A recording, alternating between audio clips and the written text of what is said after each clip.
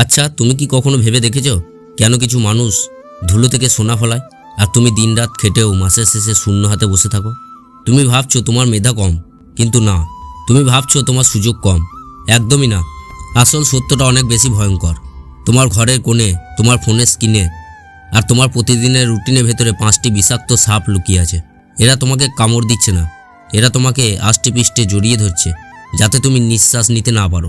আজ আমি তোমার কোনো প্রশংসা করব না, আজ আমি তোমাকে সান্ত্বনা দেব না, আজ আমি তোমার জীবনে সেই অন্ধকার দিকগুলো টেনে বের করব যা তুমি নিজেও স্বীকার করতে ভয় পাও। যদি তোমার কলিজা থাকে তবে ভিডিও শেষ পর্যন্ত থেকো, কারণ 5 নম্বর অভ্যাসটি শোনার পর হয়তো তুমি আজ রাতে ঘুমাতে পারবে না। তুমি কি জানো এই ভিডিওটা যারা দেখেছে তাদের মধ্যে 90% মানুষ মাঝপথে ছেড়ে পালাবে? কেন জানো? কারণ সত্য সহ্য করার ক্ষমতা সবার থাকে না। তুমি কি সেই 10% মানুষের একজন হতে চাও যারা নিজেদের ধ্বংসস্তূপ থেকে আকাশ ছোঁয়ার স্বপ্ন দেখে? তবে প্রতিটি শব্দ মনোযোগ দিয়ে শোনো আর জেনে নাও সেই 5টি মারাত্মক ধ্বংসাত্মক অভ্যাস। প্রথম অভ্যাস, আগামীকাল নামক এক অন্তহীন ফাঁদ। আমরা সবাই বলি এখন মুড নেই, কাল সকাল থেকে একদম জান লড়িয়ে দেবো। এই কাল শব্দটা একটা নেশার মতো। তুমি যখন কোনো কাজ পিছিয়ে দাও তখন তোমার ব্রেন তোমাকে এক ধরনের মিথ্যা শান্তি দেয়। তুমি ভাবো তুমি কাজটা করবে, কিন্তু আসলে তুমি কাজটাকে হত্যা করছো। একটা ছোট্ট চারাগাছ উপড়ে ফেলা সহজ, কিন্তু সেটা যখন বিশাল বটগাছ হয়ে যায় তখন কুড়াল দিয়েও কাটা যায় না। তোমার এই অলসতা এখন সেই বিশাল বটগাছ হয়ে গেছে। তুমি প্রতিবার যখন নিজেকে বলো পরে করব, তুমি আসলে তোমার আত্মবিশ্বাসকে একটা করে চড় মারছো। তুমি নিজের কাছে নিজের সম্মান হারিয়ে ফেলেছো। আয়নার সামনে দাঁড়িয়ে কি বুক ফুলিয়ে বলতে পারো যে তুমি আজ তোমার সেরাটা দিয়েছো? পারো না, কারণ তুমি আগামীকালের দাসে পরিণত হয়েছো। যদি আজ এই কাল বলা বন্ধ না করো তবে তোমার সাফল্যের সূর্য কোনোদিনই উদিত হবে না। দ্বিতীয় অভ্যাস, সস্তা ডোপামিনের ডিজিটাল ড্রাগ।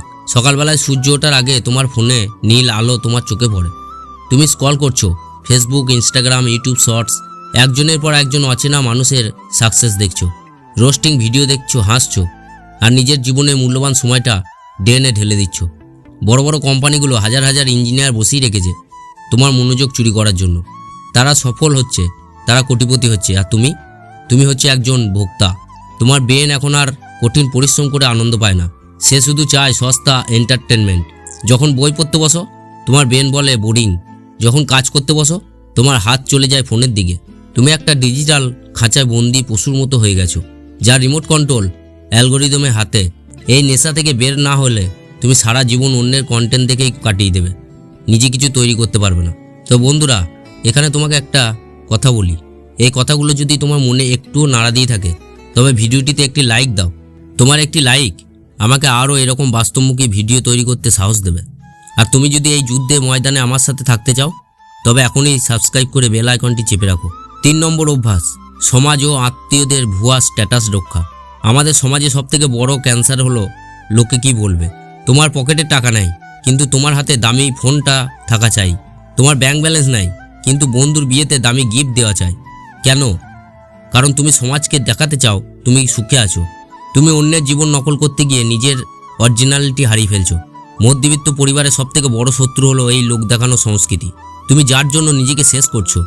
এই সমাজ তোমার জানাজায় এসে শুধু বিরিয়ানির মান নিয়ে সমালোচনা করবে। মানুষের অনুদানে আশা করা বন্ধ করো। সিংহের মতো একা চলো, কিন্তু নিজের সত্ত্বে চলো। ভেড়ার পালে মিশে গিয়ে স্মার্ট সাজার অভিনয় তোমাকে ধ্বংস ছাড়া আর কিছু দেবে না। তাই নিজের সত্তাকে সম্মান করতে শেখো। 4 নম্বর অভ্যাস, নেতিবাচক সঙ্গ ও পরচর্চা আড্ডা। তুমি কাদের সাথে বসে চা খাও? যারা সারাদিন রাজনীতি নিয়ে চিল্লায়, যারা অন্যের ঘরে খবর নিয়ে সমালোচনা করে, নাকি যারা বলে ভাই এ দেশে কিছু হবে না, কপালটাই খারাপ? মনে রেখো তোমার মস্তিষ্ক একটা সফটওয়্যার আর তোমার সঙ্গ হলো তোমার ডাটা। তুমি যদি ময়লার ভাগাড়ে থাকো তবে তোমার গা থেকে আতরের গন্ধ আসবে না। অনেক সময় আমাদের সবথেকে কাছের বন্ধুরাই আমাদের সবথেকে বড় বাধা হয়ে দাঁড়ায়। তারা তোমাকে নিচুতে টেনে ধরার চেষ্টা করে, কারণ তারা ভয় পায় তুমি সফল হয়ে গেলে তারা একা হয়ে যাবে। এই বিষাক্ত মায়া ত্যাগ করো। দরকার হলে 1 বছর একা থাকো, তবু এমন কারোর সাথে থেকো না যে তোমার স্বপ্নের আগুন নিভিয়ে দেয়। সফল মানুষরা আইডিয়া নিয়ে সমালোচনা করে, আর ব্যর্থ মানুষরা অন্য মানুষকে নিয়ে। 5 নম্বর অভ্যাস, ভিকটিম মেন্টালিটি।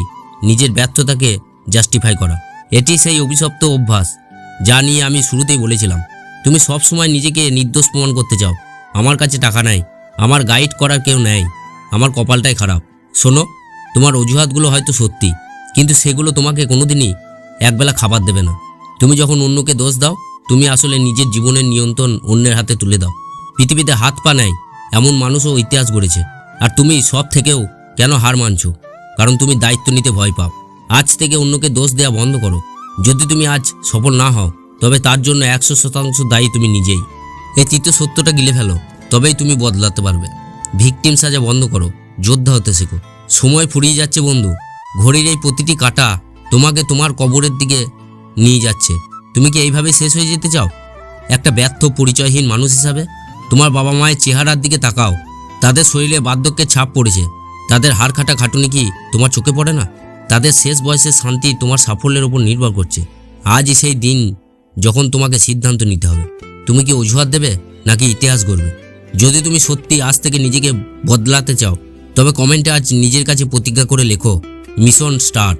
আমি প্রতিটি কমেন্ট পড়ব এবং দেখতে চাই কতজন মানুষ এই অন্ধকার থেকে বেরিয়ে আসার সাহস রাখে। এই ভিডিওটা তোমার সেই প্রিয় বন্ধুর সাথে শেয়ার করো, যাকে তুমি সত্যি সফল দেখতে চাও। আর সবশেষে বলবো, এতক্ষণ আমার সাথে থাকার জন্য এবং নিজের জীবনকে বদলানোর এই প্রথম পদক্ষেপটি নেওয়ার জন্য তোমাকে জানাই অন্তরে অন্তঃস্থল থেকে অনেক অনেক ধন্যবাদ। তোমার আগামীর পথ চলা শুভ হোক। দেখা হবে বিজয়ী হিসাবে। ভালো থেকো, সুস্থ থেকো।